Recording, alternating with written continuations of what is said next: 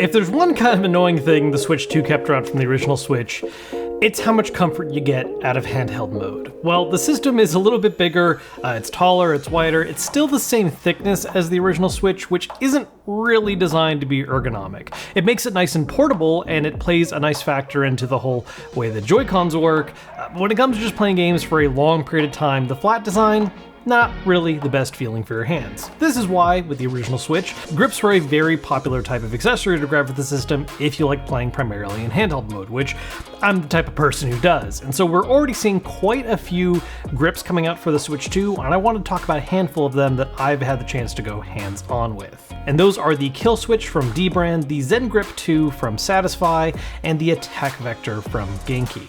Now, one quick bit of disclosure, all three of these grips are ones that were sent to me for free as part of being review units.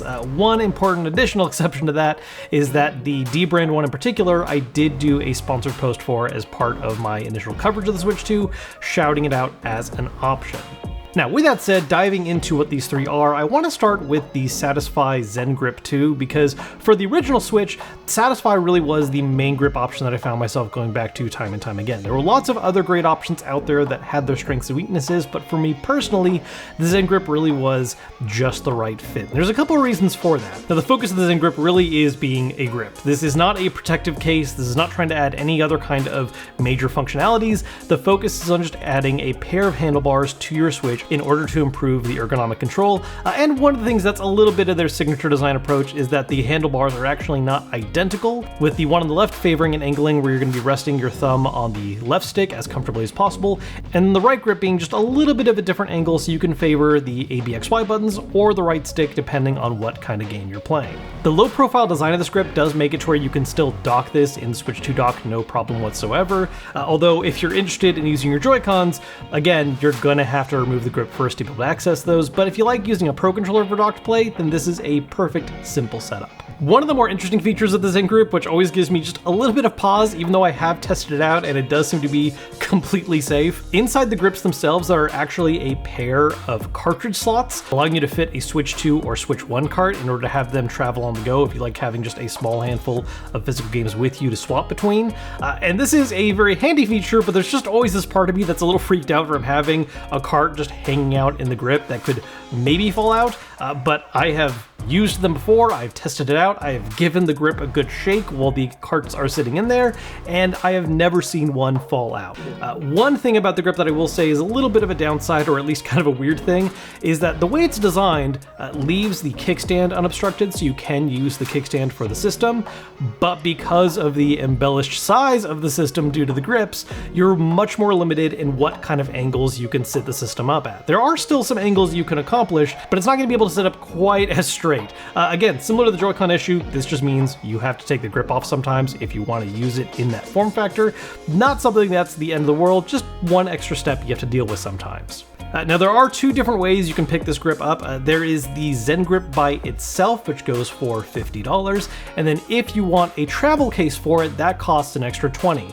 The benefit of this is that this is a specialized design case that's going to now be able to fit your system in the grip at the same time, as well as having places to store games and a little mesh area that you can store some additional things in, like smaller accessories or cables. Next up, let's talk about the KillSwitch. Now this is the new option from Dbrand, and one that I know a lot of people had their eyes on when it was coming out.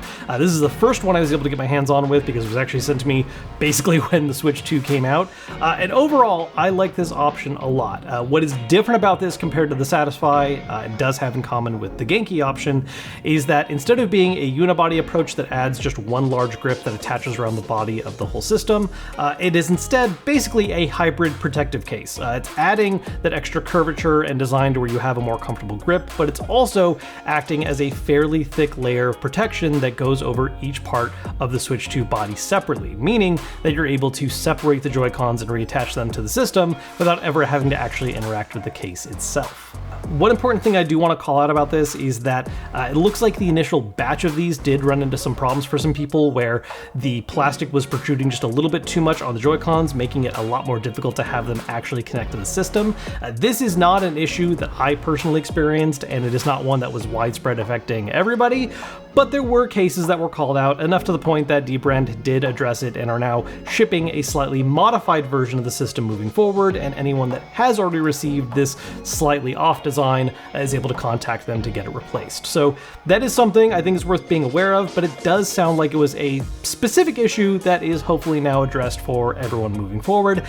And again, not a thing that I myself personally experienced with the one I have on hand. When it comes to the grip design of the KillSwitch, I will say it is relatively the most subtle of the three on here. I think it strikes a pretty good balance of adding significantly more comfort than you're getting out of using the Switch directly, while also still maintaining a bit of a lower profile. I do think in terms of just raw ergonomics, it actually is the one that I think comes in below the others for me. But again, that is because I think it is striking this balance of still trying to maintain something that is a little bit smaller in profile. Now, a downside to this thicker layer of protection on the Dbrand one is that it does make the body of the system too large to fit in the dock.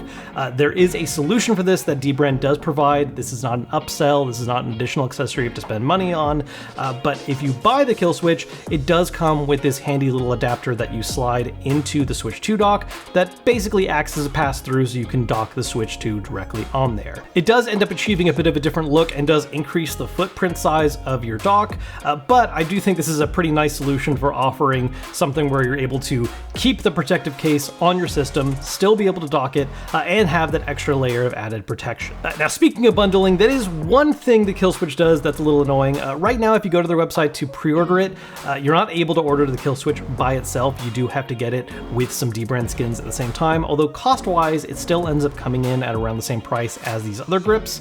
Instead of being $50 like the Satisfye or the Attack Vector, you're paying $60 to grab the KillSwitch along with some skins, and then there are some upgrade options you can grab as well. I think the most notable and worth pointing out is that there is a protective cover option where for $20 more, going from 60 to 80, you get this plastic cover that goes around the body of the KillSwitch, turning it not only into a protective case for the system, but now also a travel case option that even includes a whole bunch of little slots to include your Switch 2 games in. And last, let's take a look at the Attack Vector. Now this is, in practice, very similar to what Dbrand is doing with the KillSwitch. This is a segmented body design where these are different protective grips going around the bodies of the Joy-Cons and the main system tablet, so you are able to separate the Joy-Cons and reattach them while leaving the protective case on. It is a much thinner design than Dbrand's and seems to be sacrificing protection in exchange for something that you can still use with the dock, at least theoretically.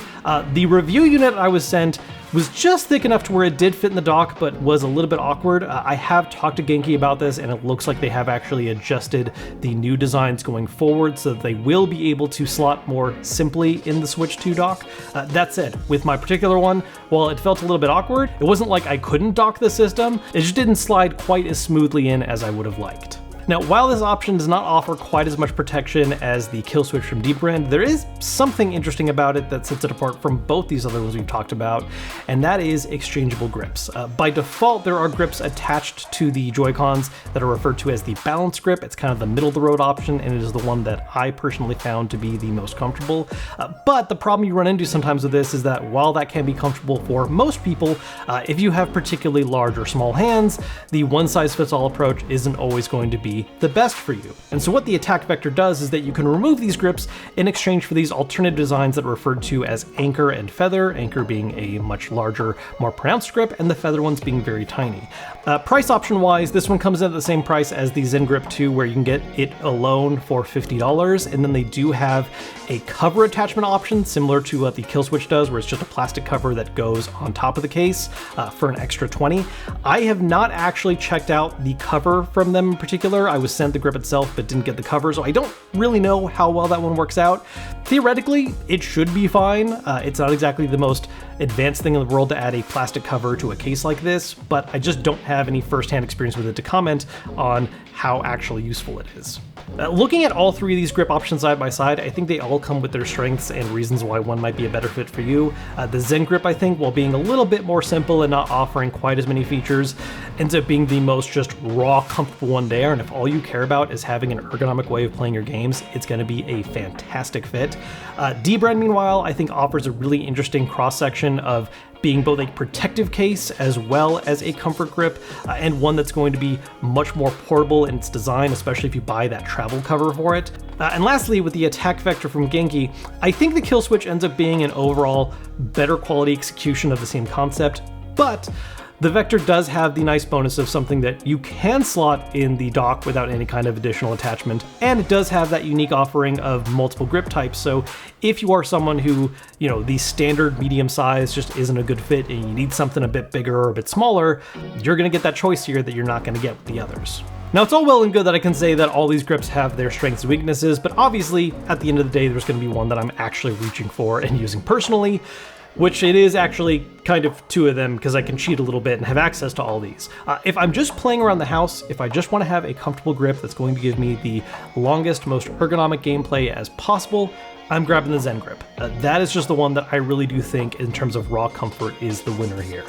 But if I'm traveling somewhere, if I want to throw my Switch 2 in a bag with a protective grip, I actually really like the KillSwitch as an option for this. It is a smaller, lower profile footprint that's going to add a bit more protection to the whole body of the system, and while the Zen Grip does come with a full-size carrying case, the KillSwitch is giving me a method of protecting the screen with that plastic cover that's also still giving me a bunch of places to store games. So those are my thoughts on these grip options for the Switch 2. There are more of these that are hitting the market. I've already seen a couple others that I haven't grabbed yet that are releasing, so I'll probably end up doing an updated version of this video eventually, looking at some of those as well. I know, for instance, that Skull & Co has released a grip option for the Switch 2, so not something I'm going to be doing in the immediate future, but down the line, definitely something I want to keep an eye on as far as more options for people to choose from. That said, if you're interested in grabbing any of the grips I talked about in today's video, those are linked down below in the description. As always, if you enjoyed this video, if you found it useful, hit that thumbs up button to let me know, and make sure to subscribe if you haven't yet. I got more stuff on the way